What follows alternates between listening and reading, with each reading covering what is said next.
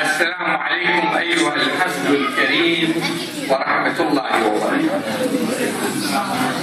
القصيدة للشيخ الوائلي نظمها سنة 1981 في سوريا في المهجر، وهي ثالث قصيدة تسلسلها، ثالث قصيدة في ديوانه الثاني وليس الديوان الأول.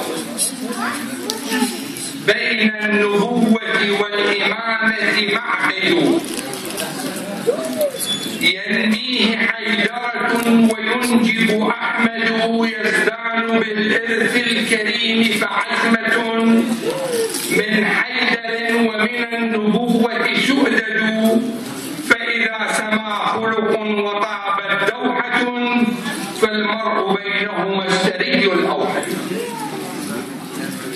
يا أيها الحسن الزكي وأنت من هذه المصادر للروائع مورد، أأبا محمد أيها الصبط الذي آواه من حجر النبوة مقعد، وشدت له الزهراء تملأ مهده ندما غدا تهزه وتزغرده، ورعته بالزاد الكريم عناية لله تغلق بالكريم وترفد، عيناه تستجلي ملامح أحمد، عيناه تستجلي ملامح أحمد، وبسمعه الوحي المبين يردد، ويربه المحراب وهو مطوق عنق النبي حين يهوي يسجد، وتشد عزمته ملامح للوغى حمر أبوه بها الهزبر الملبد، زهت النجوم على سماكه وليس في أفق نميت إليه إلا فرقد، ما أقطع التاريخ حين يلح في كذب عليك وذو المناقب يحسد، أسماك مزواجا وتلكم فرية وروى بأنك خائف متلدد، كلا أأنت تخاف والجد الذي رباك والأب شعلة تتوقد، ولك المواقف والمشاهد واحد يروي وآخر بالبطولة يشهد، فبإصفهان ويوم قسطنطينة ماضي شباك له حديث مسند، والنهروان أرض صفين بها أصداء سيفك ما تزال تعربد، وأبوك حيدر والحيادر نسلها من سنخها، وابن الحسام مهند. صلوا على محمد وآله. اللهم صل على محمد. عيناه تستجلي ملامح أحمد. الحسن المجتبى سلام الله عليه ورأسه وجهه شبيه برسول الله، وجسده شبيه بأبيه عليه، فوجهه أحمر لا يوجد شاب في المدينة بجماله كجمال رسول الله، وجسمه جسم علي بن أبي طالب، ربعة ليس بالطويل أو القصير، عريض ما بين الكراديس، عريض المنكبين، ولهذا الشيخ يقول عيناه تستجلي ملامح حيدر، وجه رسول الله، وجسمه وشجاعته شجاعة أبيه علي بن أبي طالب. وعندما يذكر الشيخ أسموك مزواجا، البيت يدعون بأن الحسن قد تزوج 70 زوجة، أولاده كلهم 15 واحد، يعني معقولة واحد يتزوج 15 مرة، حيصير عنده فترة 30-40 ولد، هذا أولاده 15 نفر، السادة الحسنية ذرية الإمام الحسن 15 ولد. شلون صار الزواج؟ البيت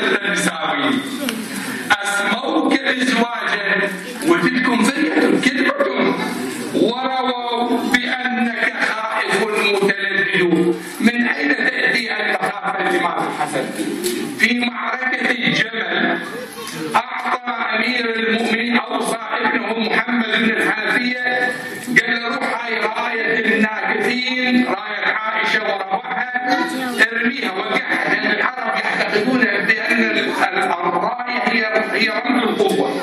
فالإمام علي طلب من ابنه محمد بن الحنفية قال له ابرز وقع الراية حتى نكسرها دقيقة نكسر معنويها. فعندما قدم محمد بن الحنفية ما قدر، كانت الجبال كالمطر، تراجع إلى الإمام علي. الأسئلة المهمة أسندها للإمام الحسن. تقدم الحسن إلى الراية وأسقطها وتسبب في كسر راية الناكثين لعنة الله عليهم جميعا. وعذرت فيك المرجفين لأنهم قتلوا، وذو الوتر المذمى يحقد، قالوا تنازل لابن هند. هنا نجي إلى معركة ويا معاوية والصلح. قالوا تنازل لابن هند والهوى يعمي عن القول الصواب ويبعد. ما أهون الدنيا لديك وأنت من وقف السحابة في العطاء لأجود. والحكم لولا أن تقيم عدالة أنكى لديك من الذعاث وأنكد. ويكون كرسي لمن أقدامه ترقى على صدر النبي وتصعد. الإمام الحسن كان يرقى على ظهر النبي وصدر النبي أثناء صلاته، وكان رسول الله يضعه على كتفيه يضع به شوارع المدينة لكي يظهر للناس منزلة الحسن سلام الله عليه. شنو كيف الكرسي عند الإمام الحسن؟ الإمام الحسن كرسيه كان كتفي رسول الله. ويهون كرسي لمن أقدامه ترقى على صدر النبي وتفعل، أو تبتغى منه السيادة من له شهد النبي وقال إنك سيد. قد قادنا للصدق فيه محمد ومذم. اللهم صل على محمد وآل محمد.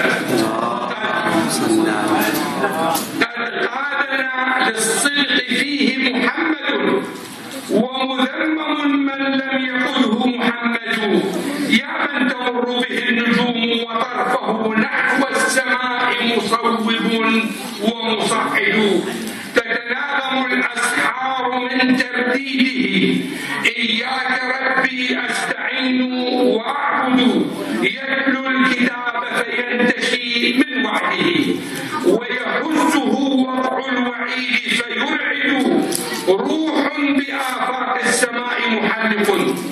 ويد بدين المعوزين تسدد. وسماحة وسعت بنبل جذورها حتى لمروان وما يتوالد. خلق النجوم بدفئها وشعاعها حتى لمن تنت الحضيض تزود. مروان هذا الإمام الحسن اللي تعرفون الإمام الحسن 10 سنين قعد بالمدينة بعد مقتل أبيه وبعد الصلح. وكان مروان عين والي على المدينة في ذلك الوقت. وكان سب أمير المؤمنين أمام الحسن. شلون على هذا؟ أنحى إليك الناكثون بغدرهم والقاصدون المارقون تمردوا. هذا جيش الإمام الحسن فيه كلهم دول ناكثين وقاصدين ومارقين وموتورين. فلدى المداحن شاهد من غدرهم. إمام يضرب بهيم في عظم في فخذه. شنو من هاي أمة الكوفة أو أحمد؟ شنو من ولاية هاي؟ فلدى المداحن شاهد من غدرهم. نكصوا وأنت إلى الملاحم تنهد. طعنوك وانتهبوا خباءك والذي إباك إمتاعك. يعني قمت وسط فراشة كذا يشوم قاعدة حتى امتاع وعديه. طعنوك وانتهبوا خباءك والذي رضع الخيانة لا تعف له يده. وخانوا أبوك لقدام